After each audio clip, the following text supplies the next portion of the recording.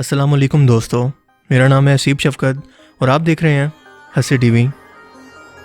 दोस्तों की ज़रूरत इंसानों को हमेशा ज़िंदगी में रहती है और अगर एक सच्चा दोस्त मिल जाए तो इसका मतलब ये है कि आपके हाथ कोई बहुत बड़ा ख़जाना लग गया है जिसे आप किसी भी कीमत पर खोना नहीं चाहेंगे।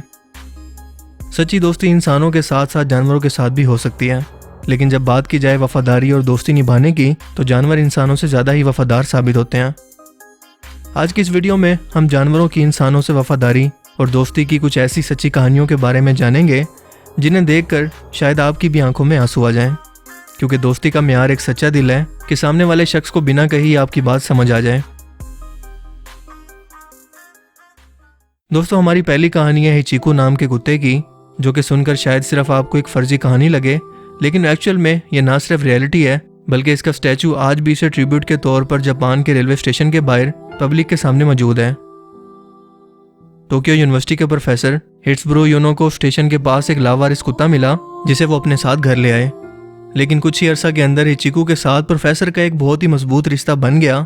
ये ऐसा ताल्लुक था जिसे समझना बाकी इंसानों के लिए बहुत मुश्किल है, क्योंकि प्रोफेसर यूनो हर रोज यूनिवर्सिटी में जाने के लिए ट्रेन का इस्तेमाल करते थे और जब भी वो घर से निकलते और स्टेशन पर पहुंचते तो हिचिको इन्हें स्टेशन तक छोड़ने जाता और जब प्रोफेसर वापस लौटते तो ये पहले से ही स्टेशन पर इनका इंतजार कर रहा होता।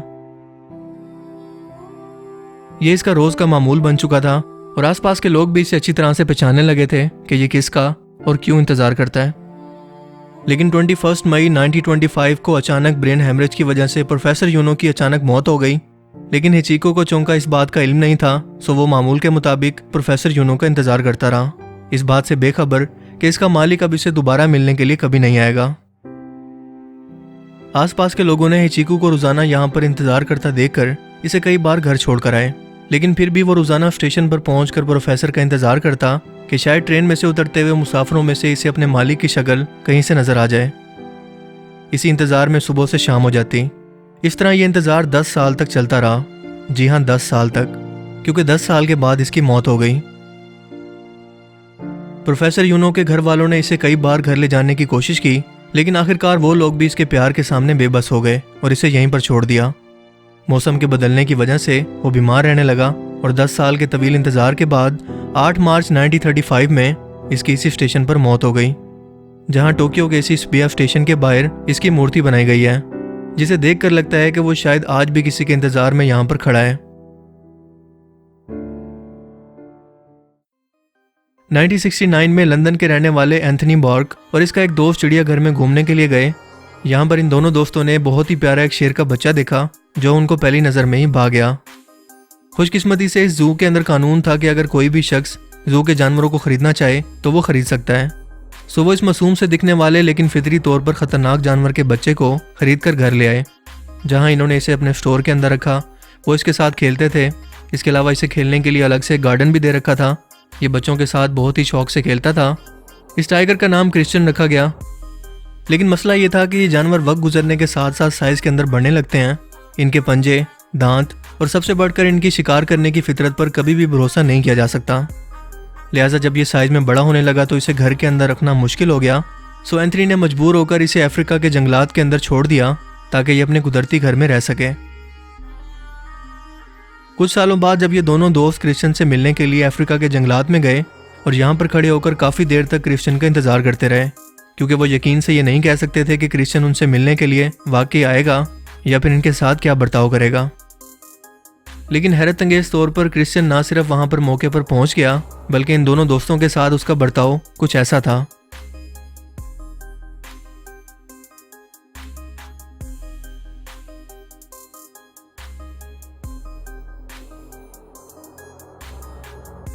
सन 2011 में एक 71 साल के शख्स जोआओ पेरेना डिसोजा नाम के शख्स को coast of Rio de Janeiro Brazil के किनारे पर एक पेंगुइन मिला जो कि समुद्री जहाज़ों से बहने वाले तेल से ढका हुआ था और मरने के करीब था, क्योंकि अक्सर समुद्री जहाज़ जब यहाँ से गुजरते हैं तो इनसे लीक होने वाला तेल समुद्री जानवरों के लिए बहुत ही खतरनाक साबित हो सकता है या फिर जानलेवा हो सकता है।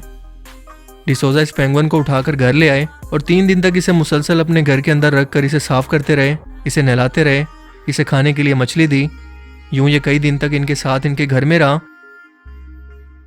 पेंगुइन जैसी समुद्री मखलूक इंसानों के माहौल में रहने के लिए बिल्कुल नहीं बनी है, सो डिसोजा ने इसे ठीक होने के बाद दोबारा से समंदर में जाकर छोड़ दिया और इसे डिन मिन का नाम दिया। लेकिन हैरत अंगेज तौर पर यह पेंगुइन हर साल जून के महीने में 5000 मील का सफ़र तय करके सिर्फ डिसोजा से मिलने के लिए हर साल आता है और यहाँ पर कुछ महीने रहकर अपने घर वापस चला जाता है।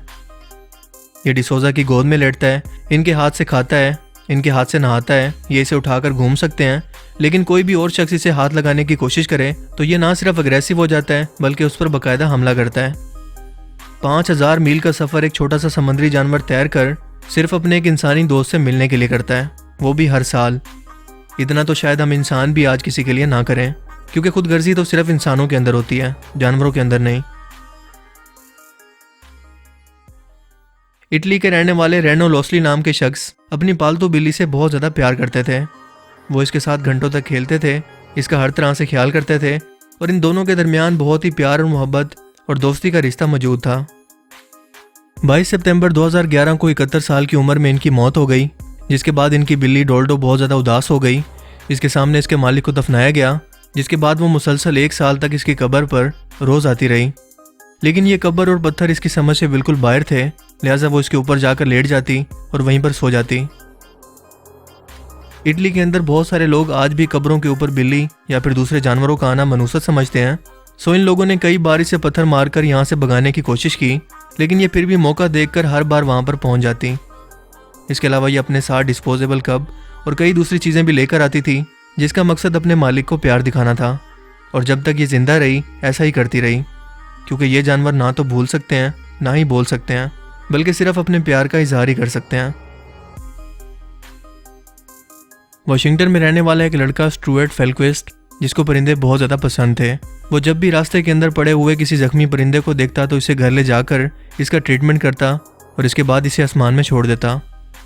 इसके घर के पास एक दरख्त था जहाँ पर कौवों का एक ख़ानदान रहता था। एक रोज़ बाहर निकलते हुए इसने कौवे के बच्चों को घोंसले समेत ज़मीन पर पड़ा देखा, जो कि शायद अपने इर्द गिर्द नई दुनिया को देखने के लिए बेचैन थे और इसी जल्दबाजी के अंदर दरख्त से नीचे गिर गए थे। लेकिन खुशकिस्मती से इनका शिकार करने वाले किसी भी जानवर ने इन्हें अब तक नहीं देखा था। स्टुअर्ट ने इन्हें उठाकर खाना खिलाया और दरख्त के ऊपर वाले हिस्से पर रख दिया। जबकि इनके माँ बाप दूर से ये मंजर देख रहे थे और स्टुअर्ट के जाने के बाद बच्चों के पास आए। इस तरह से इन कौवों और स्टुअर्ट के दरमियान दोस्ती की शुरुआत हुई। फिर एक दिन ऐसा हुआ कि इनकी माँ खाने की तलाश में निकली और फिर कभी वापस नहीं आई। सो अब इन बच्चों की देखभाल करने के लिए सिर्फ इनका बाप ही बाकी बचा था। सो स्टुअर्ट मुसलसल 4 साल तक इन बच्चों को खाना खिलाता रहा, जिसका बदला इन्होंने कुछ इस तरह से दिया कि एक बार कोल्ड ड्रिंक के कैन के ढक्कन पर इन्होंने टहनियों को परोकर स्टुअर्ट के घर के सेन के अंदर फेंक दिया, यानी शुक्रिया के तौर पर अपनी कारीगरी दिखाते हुए उसके लिए गिफ्ट छोड़ा, क्योंकि कौवों को चमकदार चीज़ें पसंद होती हैं। और अगर वो इस तरह की कोई चीज़ किसी के लिए शेयर कर रहे हैं तो इसका मतलब ये है कि ना सिर्फ वो इसे पसंद करते हैं बल्कि इसे अपनी फैमिली मानते हैं। स्टुअर्ट ने यह तस्वीर लेकर अपने सोशल मीडिया अकाउंट पर पोस्ट कर दी और उसके बारे में लिखा कि ये कोई आम गिफ्ट नहीं है, बल्कि ये बहुत ख़ास है, जो कि एक जानवर दोस्त ने अपने एक इंसान दोस्त को दिया है, क्योंकि वो इससे प्यार करते हैं। तो दोस्तों, आपको इनमें से सबसे इमोशनल स्टोरी कौन सी लगी और क्या कभी आपका भी किसी ऐसे जानवर के साथ कोई दोस्ती का रिलेशन रहा है, तो कमेंट करके ज़रूर बताइएगा। अगर आपको ये वीडियो अच्छा लगा तो इसे लाइक कीजिए और मज़ीद इस तरह के इन्फॉर्मेटिव वीडियोस के लिए इस चैनल को ज़रूर सब्सक्राइब करें। अब मैं मिलूँगा आपसे एक नई इंटरेस्टिंग वीडियो में। तब तक के लिए अपना बहुत सा ख्याल रखिएगा। Thanks for watching this video. अल्लाह हाफिज़।